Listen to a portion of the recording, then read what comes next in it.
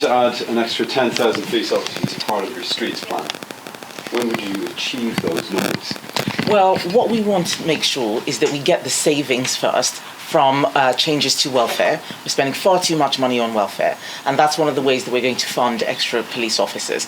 These new sorts of plans don't happen on day one, but they start from day one. We wouldn't get 10,000 on day one, but we would begin that recruitment. This is as soon as you have a Conservative government. What we want to see is 10,000 extra police officers on top of what we have now in crime hotspots. I've been in Croydon Town Centre today talking about live facial recognition and the change that that's making. Having an extra 10,000 police officers will do a lot to take back our streets, get public order, make people who own shops feel safe. I'm in a shop right now. They're very concerned about shoplifting. In this shop, people have come and taken entire racks and walked out. More police officers will help with that. When? Sorry, I don't know. When will we have the 10,000? When are you going to achieve the numbers? Well, we're not in government right now. We're talking about a plan to bring in 10,000 police officers. On day one, that's something that we'll be able to do because we will make the savings. We will start a recruitment plan as quickly as possible. Certainly, it'll be faster than what you'll be getting under a Labour government. What I don't have right now is the exact day by day how many people are going to be recruited. We are not in government. I don't have the list of the people who are going to be recruited. But we did it before. We did it when we were in government, and we'll do it again. I remember as an Essex MP lobbying for more police officers in Essex in 2018. We got them by 2019, so this can be done.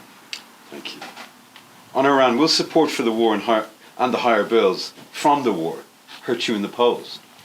So I'm sorry, I didn't get... Will support for the war and the resulting higher bills from the war hurt you in the polls? Well, right now, what I'm supporting are our troops. The war in Iran is one that was started by the US and Israel, but our bases have been attacked. And the people that I'm very concerned about are the British servicemen and women who are in bases in places like Bahrain and Cyprus, and I'm the only person who's speaking out for them right now.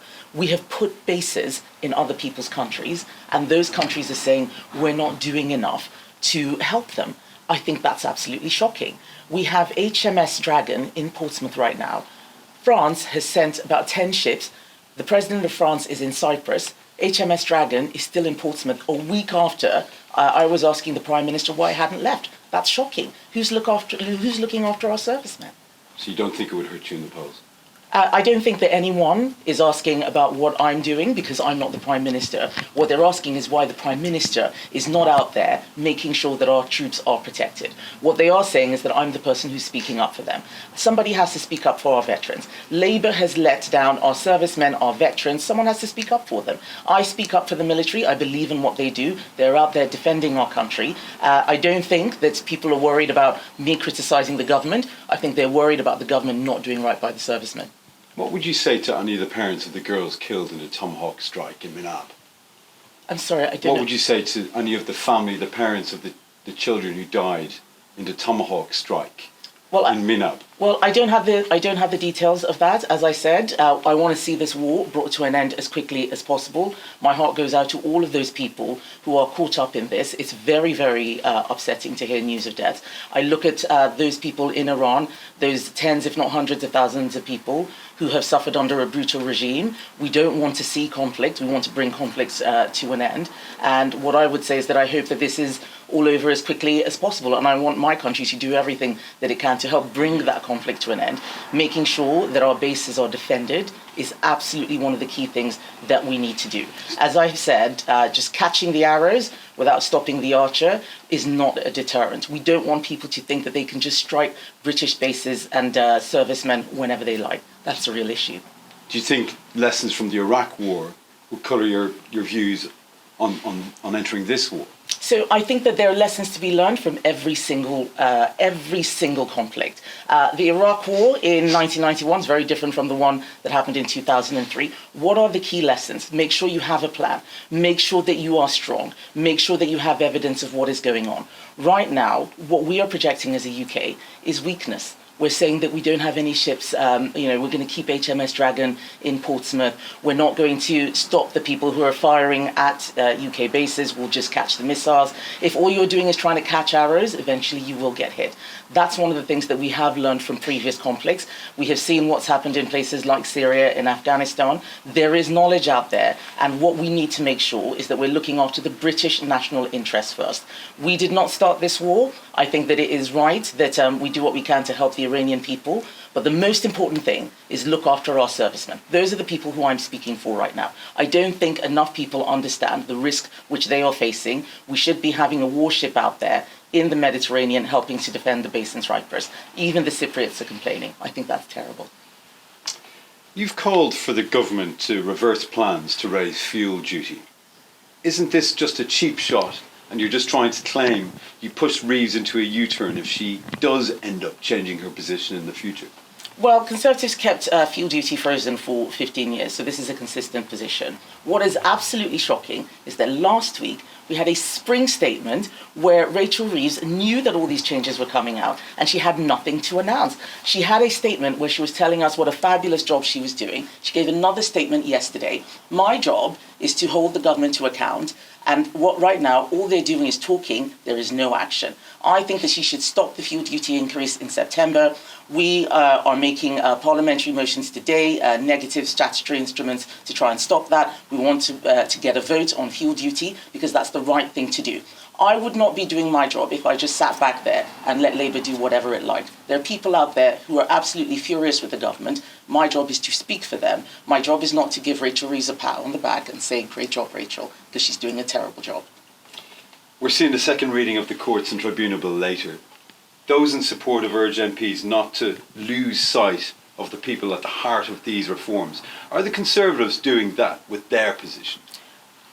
Jury trials are an ancient right in this country. I think it is absolutely astonishing that Labour is talking about doing away with them. This is unheard of. David Lammy used to say that jury trials were things that we needed to preserve.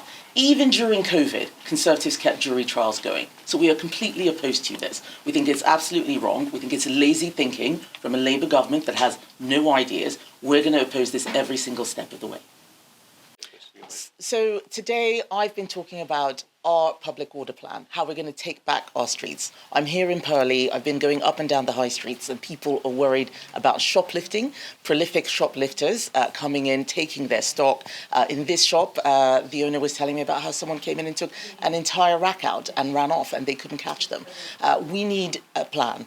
So we're talking about how we're going to bring more live facial recognition into crime hotspots. It's something that we did previously in government. We would like to see an expansion on that. Labour should really be doing it straight away. 10,000 more police officers. That would make a huge difference, because the reason why people are carrying out these crimes is because they think that they can get away with them. So bringing enforcement back is the key to taking back our streets. Okay, thank you. I'm just going to move on to a couple of topical things about today. So later today, your party's got plans to force the government to stop its plans to raise fuel duty. Part of the reason fuel prices are rising at the moment is because of this war in Iran. We've seen oil price spikes. Your party has also talked about, the Conservative Party has also talked about support for the strikes that the US and Israel launched, and saying that we should have joined them. Do you concede that if we joined them, we would have been directly responsible for seeing a rise in petrol prices in this country? Well, actually, what we are seeing right now is Iran with a dangerous regime that is actually a current threat to the UK. No one wants to see a war. No one wants to see conflicts, but we have to look after the British national interests. The US and Israel said that Iran was going to make imminent attacks. That would have caused an oil price shock anyway, if that was the case. So sometimes things happen whether we like it or not. My concern is that we have British bases in the Gulf, and the countries where we have put those bases in, Bahrain and Cyprus, are saying we're not doing enough to defend them. That is a real issue. The government has done other things to cause rises in fuel in our country. They should just get rid of this plan to increase fuel duty. We managed to freeze it for 15 years. They should be able to do the same. The fact of the matter is we live in a more turbulent world. Our government needs to be getting ahead of things. They're not getting ahead. They're reacting to everything. And then they're blaming other politicians for pointing out when they're doing things wrong. They're not governing. They're too busy, focused on their own internal dramas. I want to see them taking decisions that are in the interests of the UK. Okay, and just one more from us. You got some flack over the weekend for suggesting that British forces were just hanging around in the Middle East. Do you think that's a remark that you need to apologise? Oh, I've been asked this several times. I was criticising the government that they're not doing enough, and they are the ones hanging around. HMS Dragon is still in Portsmouth, well over a week after it should have left. France has sent about 10 ships to the Mediterranean. The French president is in Cyprus. We have a base in Cyprus. We are the ones who have a base in Cyprus. What's our prime minister doing? And instead, what he's trying to do is use the soldiers as a human shield so that he's not being criticised. I think that's absolutely disgusting. The prime minister knows that I'm criticising him and his actions, and claiming that it's the military that are being criticised when it's them means that they actually do not care about getting this right. All they care about is covering themselves, and I think that that is a disgrace. Okay, thank you. Thanks, Pierre. So I went out on Friday and they made 8 arrests in like half an hour. Wow. It was incredible. So how long have you been using it? So overall, probably well over a year we've been in terms of the mobile units, and then probably October time we've then got static. Okay. So it's sort Used to whereas protect the the- enough, but sometimes you may get 20-30 defender and get maybe 6 months in. By the time it's run there on third, they're pretty dark. What would you like to see then? Just from if you were in mind to make your life, where should the money be going? What be invested? In terms of Has Chris told you what we've been doing? So,